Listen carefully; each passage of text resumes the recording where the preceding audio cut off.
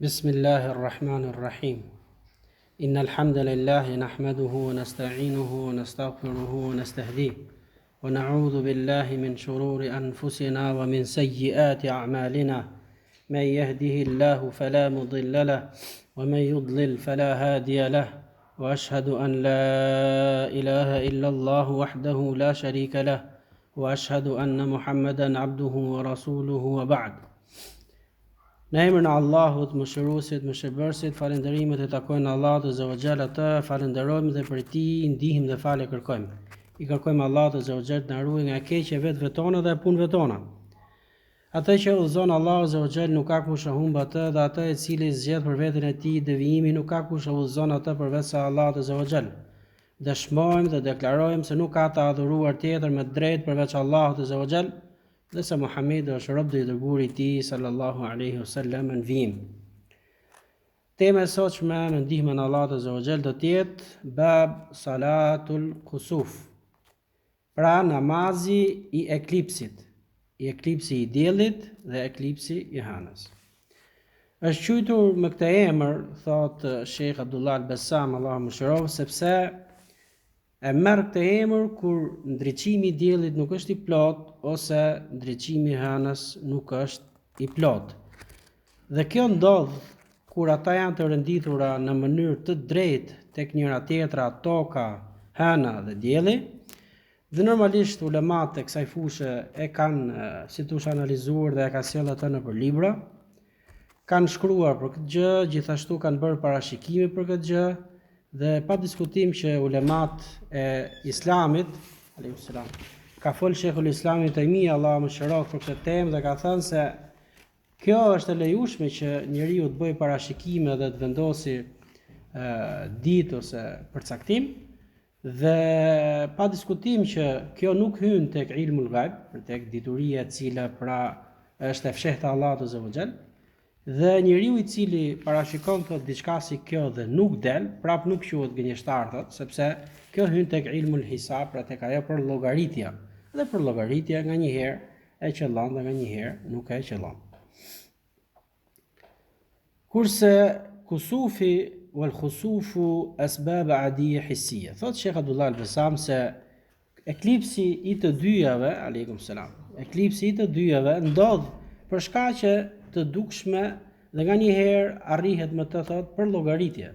Pra, ka njerëz të cilët pra arrin ta bëjnë këtë gjë, dhe kjo nuk do të thotë që ai që s'e bën nuk është i aftë, por ka njerëz të cilët pra e njohin kohën në atë mënyrë, e njohin vitet në atë mënyrë që mund ta përllogarisin. Dhe nëse ndodh, thot Sheikh Abdullah al-Bassam gjithashtu, që ky ta gjej, normalisht që thjesht praktikohet. Për ne si besimtar, kur njihemi me ndodhinë e kësaj gjë, nëse do ndodhin në atë ditë, ne thot marrim masa tjera, jo sikur se marrin masa pra njerëzit e të kotës. Pra masat tona janë shumë herë më të ndryshme, sepse hadithet të cilët do të lexojmë më pas do të na japin të drejtë dhe do mësojmë atë çka do të thënë ja vlen prej saj, për kësaj teme, që thotë se i dërguari Allahut sallallahu alaihi wasallam thriti, dërgoi njerëz dhe tu thon njerëzve që bab salatul jami'a, pra namaz i përgjithshëm, mblidhuni për t'u falur. Dhe normalisht i dërguari Allahut sallallahu alaihi wasallam u fut në këtë namaz dhe nuk përdori as ezan dhe as ikamet, dhe futi dhe të falet me një falje të cilën pra do të na përshkruaj Aisha radhiyallahu anha kur vi çasti i hadithit, po thjesht po e përshkruaj atë në të përgjithshmen.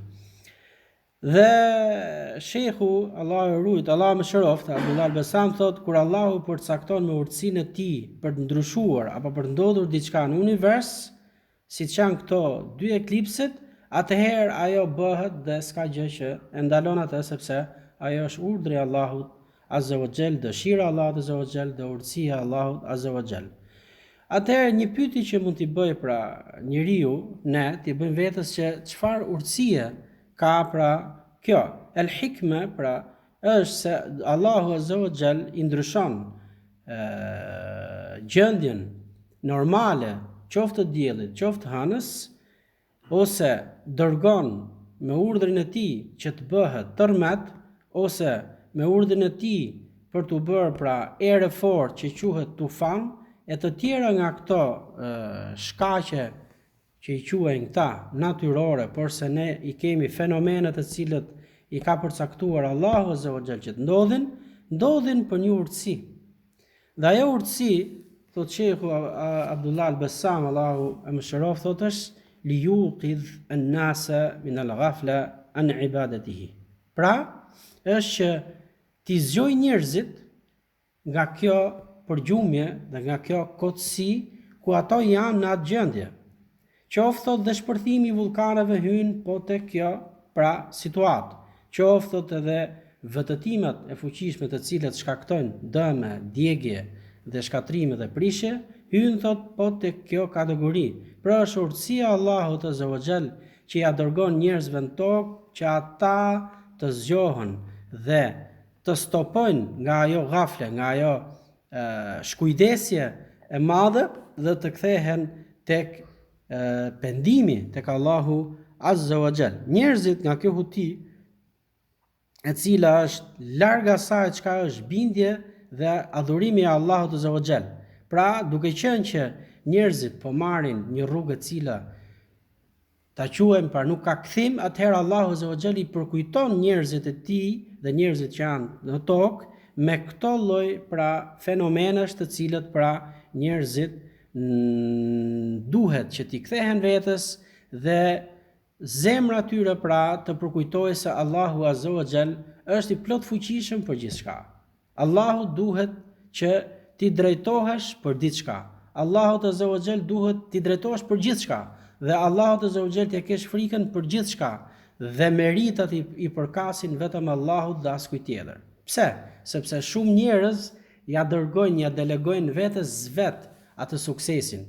Shumë njerëz ja dërgojnë pra vetes vet atë ecurinë e tij në këtë dynja, apo ecurinë e tij pra në përfitimin e gjërave.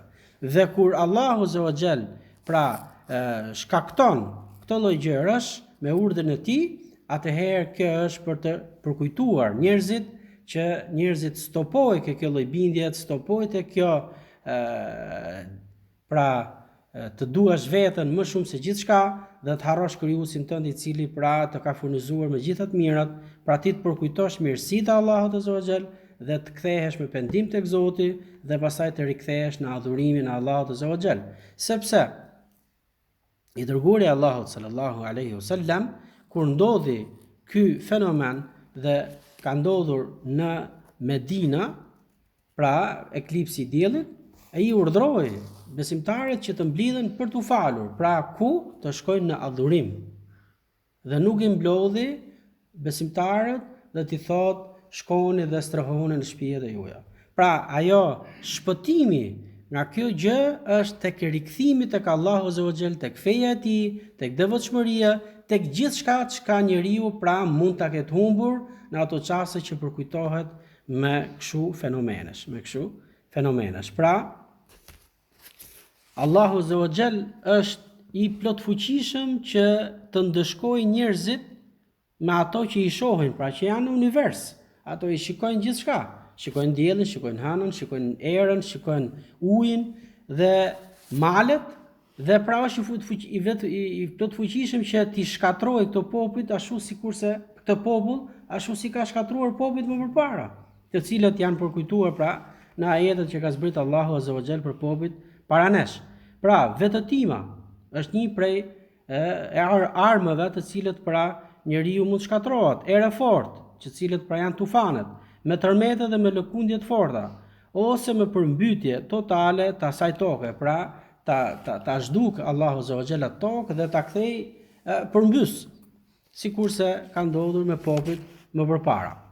Siç ka thënë Allahu Azza wa Jall, Allahu është i plotfuqishëm, por pra sikurse ja heq dritën e fortë diellit, po ashtu çdo gjëje dhe të hënës, dhe të fillojë me errësirën totale, apo pra nëse don Allahu Azza wa Jall e bën që dielli mos të ketë ndriçimin e vet, e bën hënën që të mos ketë ndriçimin e vet dhe e lën këtë gjë një errësirë totale ku njerëzit pra merren si ndëshkim dhe si shkatrim për ta. sepse s'mund të jetojë njeriu vetëm me errësirë. Po ashtu mund ta urdhëroj tokën dhe të jetë një thatësi pra shkatruese, ku e gjithë bimësia të thahet, dhe gjithë pemët të thahen, dhe gjithashtu dhe të gjitha ujërat të thahen. Pra ta di njerëzit se gjithçka në univers, pra dhe mëtej është në dorën e Allahut dhe le t'i friksohen më të vërtet dhe le t'u dridhen zemrat në gjokset e atyre, dhe kjo gjithashtu pra të kenë në vetët e tyre që t'i friksohen dënimit të tij. Por sot kemi arritur një kohë, thot Sheikh Abdullah Al-Bassam, Allahu më shëroft, ku njerëzit janë shndruar vetëm në përfitime materiale. Pra njerëzit janë në një huti të madhe, njerëzit janë drejtuar vetëm dynjas, janë drejtuar vetëm përfitime materiale dhe janë larg dritës së besimit. Njerëzit nga këto ndodhi të mëdha që shikojnë, pra shikojnë vetëm dëmin material. Nuk e shikojnë më larg se sa dëmi material, që thotë kjo vjen si pasojë e veprave tona, kjo vjen si pasojë e devijimit ton, kjo vjen si pasojë e lakurisisë ose e gjunaheve të ndryshme, etj të cilët ne i shikojmë pra alkoolit, shthurjes etj. Pra nuk e shikojnë vetëm se dëm material, përfitim material, dhe janë larg dritës së besimit. Njerëzit nga këto ndodhi të mëdha shikojnë vetëm atë cilin pra lidhet me ta, dhe as pak atë shkakun kryesor të cilin pra vjen ky dënim. E kanë harruar ose sillen vetë ashtu. Pra, sillen sikurse nuk e din, por më të vërtet në brendësinë e tyre e din se diçka vjen pra me shkak. Pra kjo pasojë e shkakton diçka e cila pra vetë njerëzit e veprojnë atë. Duke harruar se kjo vjen si pasojë, e sillen ashtu duke harruar se kjo vjen si pasojë e veprimeve të turshme dhe në kundërshtim me krijuesin e tyre, ose nga që nuk janë falendërues i mirësive të Allahut Azza wa Jall. Allahu u ka dhënë gjithçka dhe ata nuk i kthehen Allahut me falënderim. Bie kjo nga dënimi i Allahut. Pra nëse njeriu largohet nga falënderimi, atëherë i bie dënimi i Allahut Azza wa Jall. Na ruajt Allahu, të atij jemi dhe tek ai do kthehemi. Pra Sheikh Abdullah Al-Bassam bën një përshkrim të kësaj pra teme, që njeriu pra të jetë i vëmendshëm, njeriu mos ta marr hutia her pas here. Pra kjo është një prej s'po themi cilësi, po njeriu pra është i prirur që të jetë pra i nxituar tek kërkimi i diturisë, ose tek kërkimi i mirësisë, ose tek kërkimi i gjërave të këqija. Pra njeriu nganjëherë prihet tek rruga e keqe dhe pa diskutim që këtë lloj fenomenesh duhet që ta bëjë njeriu që të jetë i vëmendshëm dhe të rikthehet tek rruga e Allahut Azza wa Jall, tek rruga e Zotit Azza wa Jall. Gjithashtu duhet të dimë se namazi i dy eklipseve falet gjithmonë me xhamat dhe nuk falet vetëm. Kjo është sunet. Dhe kjo ka vlerën, pra vlerën e ka pra të mblidhesh bashkë dhe të bësh adhurim bashkë dhe të bësh dua bashkë. E nëse njeriu pra nuk don, s'mundet ose për shkaqe të tjera, ose dhe e lën vetë dhe ka mundësi që të shkojë, pra lejohet që njeriu pra ta bëjë namazin në shtëpinë e tij, të bëjë dua në shtëpinë e tij, por se më e vlefshme është pra që të jetë me besimtarë. Për këtë temë, Sheikh Abdullah Al-Bassam, Sheikh Imam Abdul Ghani Al-Maqdisi na bën halal, ka përcjellur disa hadithe dhe ne do përmendim këtu dy hadithe të cilët lidhen pra me fillimin e temës. Hadithi me numër 143. An Aisha radhiyallahu anha anna ash-shamsa khasafat ala ahdi Rasulillahi sallallahu alayhi wasallam فبعث مناديا ينادي الصلاة جامعة فاجتمعوا وتقدموا فكبر وصلى 4 ركعات في ركعتين و4 سجدات رواه البخاري ومسلم. Pra transmeton Aisha radhiyallahu anha, gruaja e dërguimit të Allahut sallallahu alaihi wasallam, se dielli pra u bë eklipsi i diellit në kohën e dërguarit të Allahut sallallahu alaihi wasallam. Dhe i dërguari i Zotit dërgoi një person që të trokiste në dyert e Medinës dhe të thriste me zë të lartë që mblidhuni se do falemi.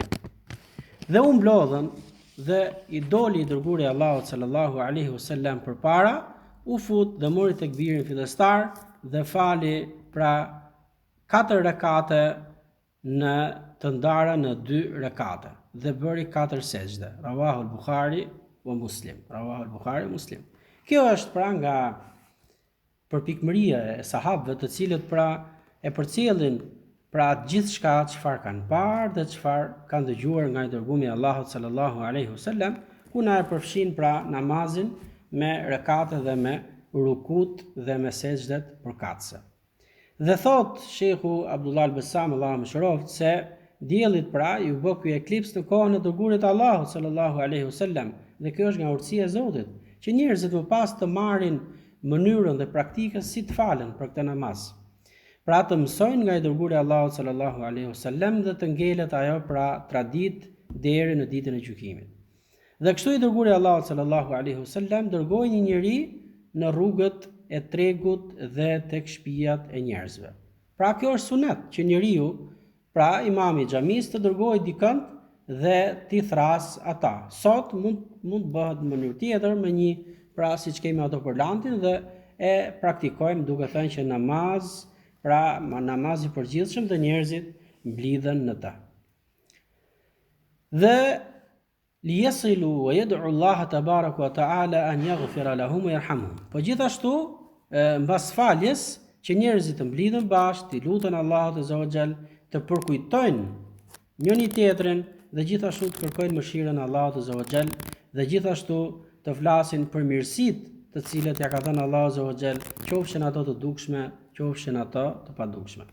Wajtama'u fi masjidihi sallallahu alaihi wasallam wa taqaddama bila iqama. Dhe e përshkruan duke shpjeguar hadithin, Sheikh Abdullah i thot se u mblodhën të gjithë sahabët radiallahu anhum afër të dërguarit Allahut sallallahu alaihi wasallam në xhamin e tij dhe u fut përpara për t'u falur pa thirrur ezanin dhe pa thirrur ikametin. Mori tekbirin fillestar dhe fali 2 rekate me 2 sejdë dhe kështu pra dha selam.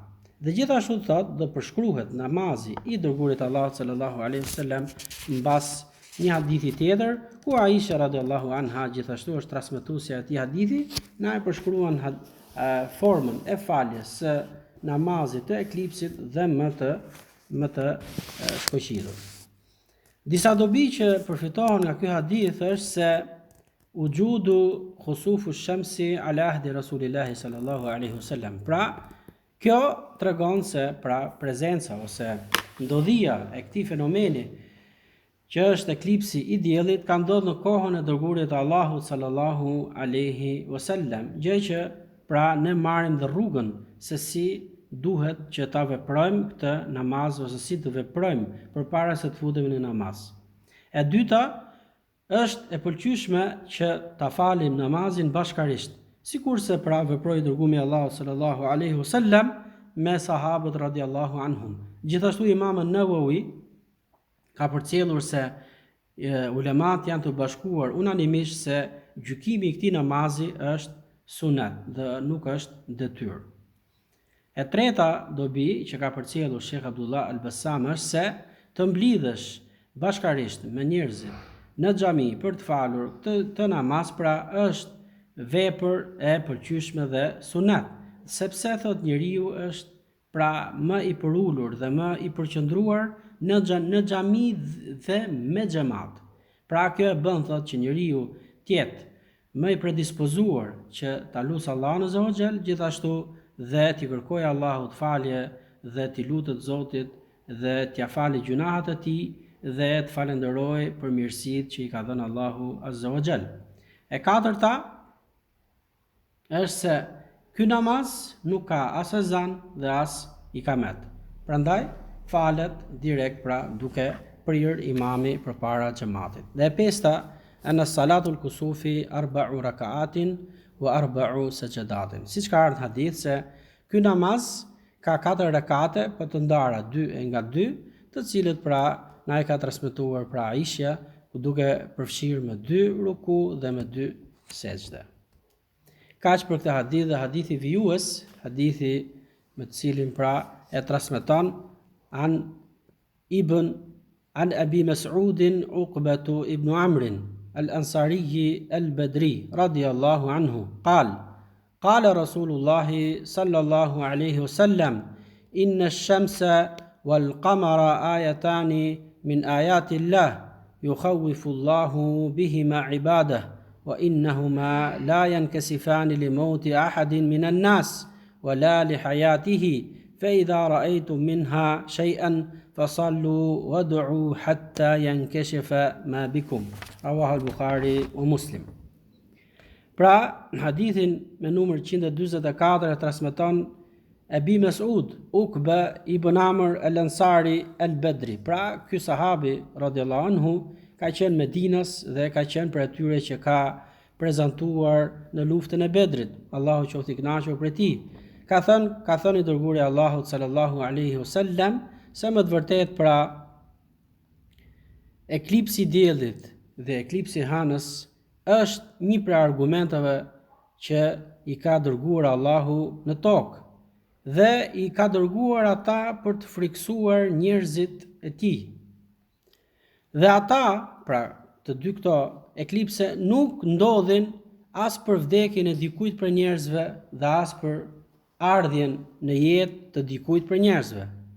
Nëse ndodh që t'jeni prezent kur të ndodh ajo, atëherë faluni lutjen e Allahut derisa të largohet ky eklips. Rawahu al-Bukhari wa Muslim. E ka transmetuar Imam Buhariu dhe Imam Muslim. Pra, ajo që përfitohet nga hadithi është se më përpara në kohën e xahilitetit, kur ndodhte eklipsi, mendonin se eklipsi ndodh për ardhjen në këtë botë të dikujt i cili do bëhet i madh ose për hikjen e dikujt se ka qenë i madh. Prandaj do bëhet eklipsi qoftë i diellit, qoftë i hënës. Dhe i dërguari Allahut sallallahu alaihi wasallam i mësoi sahabët radhiyallahu anhum dhe gjithashtu gjithkujt i cili pra e ndjek rrugën e dërguarit të Allahut se kjo është një fenomen i cili pra Allahu azza wa jalla ka bërë për të friksuar njerëzit e tij dhe që njerëzit të kthehen tek adhurimi i Allahut azza wa jall dhe njerëzit pra të kthehen tek pendimi dhe t'i kërkojnë Allahut falje dhe t'i luten atij derisa të largohet pra ky fenomen eklips. Nëse e shikon pra që të ndodhi të hyj pra, atëherë hyni direkt në namaz, lutjen e Allahut azza wa jall derisa të largohet kjo gjë e cila pra ju u sprovuat nga Allahu azza wa jall. I dërguari Allahut e sqaron se eklipsi i diellit dhe hënës janë për argumenteve të Allahut azza wa jall që tregojnë fuqinë e tij dhe urtësinë e Allahut të lartësuar. Dhe ky ndryshim i kësaj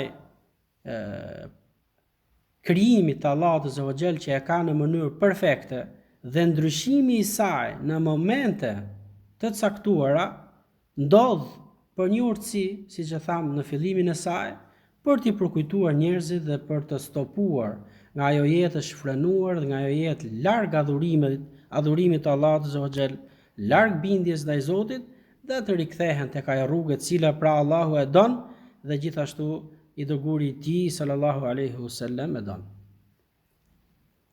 Dhe nuk ndodh ky lloj eklipsi absolutisht as për vdekjen e dikujt i cili është i madh në këtë tokë, pra për njerëzve që janë prisa të botës, apo as për ardhjen e dikujt i cili pra do bëhet i madh. Kjo pra ka qenë një besim i cili ka qenë përpara se të vijë Islami dhe kjo pa diskutim që nuk duhet që të na shkojnë në mend dhe as ta besojmë atë sepse është prej gjëra për besimeve të ignorancës. Por ajo ndodh ashtu sikurse e lajmëron e dërguari i Allahut sallallahu alaihi wasallam për t'i friksuar njerëzit e tij dhe për të rinovuar pendimin ndaj Allahut azza wa jall dhe kthimin tek ai, tek Allahu i lartësuar. Dhe për këtë i dërguari i Allahut sallallahu alaihi wasallam i drejtoi njerëzit që ata të futen në namaz, sepse kjo është një ndodhi e cila pra është e pa shpjegueshme. Dhe gjithashtu t'i lutën Allahut azza wa jall në sejdët e tyre dhe në rukut e tyre. E kjo të vazhdoi derisa ajo t'i largohet prej atyneve dhe pastaj t'i kthehen jetës së tyre normale. Pra, Allahu Azza wa Jall në çdo gjë që ndodh ka urtësi dhe urtësitë e Allahut Azza wa Jall janë në dobi të njerëzve. Dobi që përfitohen nga ky hadith, thot Sheikh Abdullah al-Bassam, se është i legjëruar namazi, pse? Sepse është si kthim tek Allahu Azza wa Jall. Nëse njeriu kur ndodh një tronditje në tokë, qoftë ajo pra tërmet, qoftë ajo vulkan, qoftë ajo gjithçka, njerëzit friksohen dhe shkojnë tek vendet më të sigurta, kurse vendi më i sigurt për besimtarin pra është kthimi tek Allahu Azza wa Jall. Dhe kthimi më i mirë thotë është falja e namazit për Allahun Azza wa Jall, duke u lutur në të. Dhe s'ka përfundim më të mirë se sa ky përfundim nëse e ka përcaktuar Allahu Azza wa Jall që të ikim nga kjo botë. Gjithashtu e dyta gjë që përfitohet nga hadithi është se namazi i eklipsit përfundon atëherë kur përfundon dhe ky lloj fenomeni. Do themi neve si mund ta kuptojmë këtë? Normalisht që ne nuk do bëjmë për llogaritje dhe as të lëm dikënd që të na shikojë se mbaroi apo jo. Por se me ndihmën e Allahut Azza wa Jall në mësimin e ardhshëm do të marrim se si fala i dërguari i Allahut sallallahu alaihi wasallam në transmetimin e Aishës radhiyallahu anha që thotë i dërguari i Allahut u fal në rakatin e parë në qëndrimin në këmbë me surën Al-Baqara. Pra, duke lexuar surën Al-Baqara. Pra është surja më e gjatë në Kur'an dhe e lexoi atë brenda një rakati, që tregon se i dërguari i Allahut sallallahu alaihi wasallam e zgjaste namazin shumë që njerëzit pra të ishin në adhurim. Po ashtu në rukun e tij e zgjaste shumë herë më shumë se sa zgjatej pra në namazet e normale që falet njeriu. Dhe gjithashtu kthehej dhe qëndronte në këmbë pra me një qëndrim të gjatë. Dhe gjithashtu qëndrimi sejdë dhe rikthimi nga sejdë, vajtja në sejdë dhe sa qëndronte në të. Pra Aisha radhiyallahu anha e ka transmetuar formën se si e falte i dërguari i Allahut sallallahu alaihi wasallam. Dhe nëse ndodh, thot Sheikh Abdullah al-Bassam, kur njeriu e ka bërë këtë formën e namazit në mënyrën ashtu sikurse e ka përcjellur i dërguari i Allahut sallallahu alaihi wasallam me sa të mundet, pra me gjatësinë e saj, dhe ndodh që nuk ka hikur eklipsi, atëherë thot kthehu Zotit tënd me dua dhe me dhikr derisa të shikosh që eklipsi po largohet. E treta, se ky namaz falet në çdo kohë. Kur thuhet në çdo kohë, pra në çdo kohë qoftë ajo. Pra në kohë ku janë të ndaluara namazet, pra siç është koha para drekës ose para akshamit. Pra këto janë kohë të ndaluara siç ka ardhur në hadithe të tjera, por se kjo, siç thotë Imam Albani, hyn tek ato adhurime të cilat janë me shkak dhe jo me namaze vullnetare. Çdo namaz që ka shkak, atëherë falet në çdo kohë, kudo ajo pra na ndodh neve, qoftë para dreke, qoftë para akshamit, qoftë në kohë tjetër, ajo është e lejueshme që të falet në çdo kohë. E katërta, kush është urtësia e këtyre fenomeneve? Pra Allahu Azza wa Jall sjell diçka dhe nuk e sjell atë siç e thamë më lart, pra kot. Porse është që njerëzit pra t'i kthehen Allahut me frikë respekt. Dhe siç e thamë më përpara, që njerëzit mos mendojnë se ata janë pra gjithçka, ata i kanë gjithçka nga vetja vet, dhe njerëzit i kthehen Allahut Azza wa Jall me frikë respekt, t'i kthehen atij me përkujtim, t'i kthehen atij me pendim, t'i kthehen atij me kërkim mëshire, t'i kthehen Allahut Azza wa Jall me çdo gjë. Ashtu sikurse pra e don Islami. Kjo pra është ajo që urtësia e diçkas pra vjen me dituri, vjen me adhurim, vjen me pendim, vjen me gjithçka. Prandaj thamë më lart se ignorantët nuk kthehen tek ajo shkaku i saj, por ato kthehen tek dëmët që sjell ai fenomen dhe çuditën dhe mundet që të vrasin dhe veten, mundet që të bëjnë veprime të cilat pra nuk i shkojnë për shtat. Kurse besimtarët i kthehen asaj çka është fe dhe veprojnë ashtu sikurse pra i ka paralajmëruar i dërguari i Allahut sallallahu alaihi wasallam, dhe ashtu sikurse i ka orientuar feja e Allahut azza wa jall. Lusim Allahun Azza wa Jall që të na bëjë dobi kjo që dëgjuam dhe lexuam. I kërkojmë Allahut Azza wa Jall që të na fali, i kërkojmë Allahut Azza wa Jall që të na japi nga mirësitë e tij, na fali, na fusim mëshirën e tij dhe ta bëjë për njerëzve të cilët pra kur e dëgjojnë fjalën e mirë dhe fjalën e vërtetë, ta bëjnë dhe ta veprojnë dhe ta pasojnë ata, dhe kur e dëgjojnë fjalën e cila pra është e ndaluar të largohen prej saj. Amin. Subhanakallahumma bihamdika ashhadu an la ilaha illa anta astaghfiruka wa atubu ilaik. Allah shpërblet.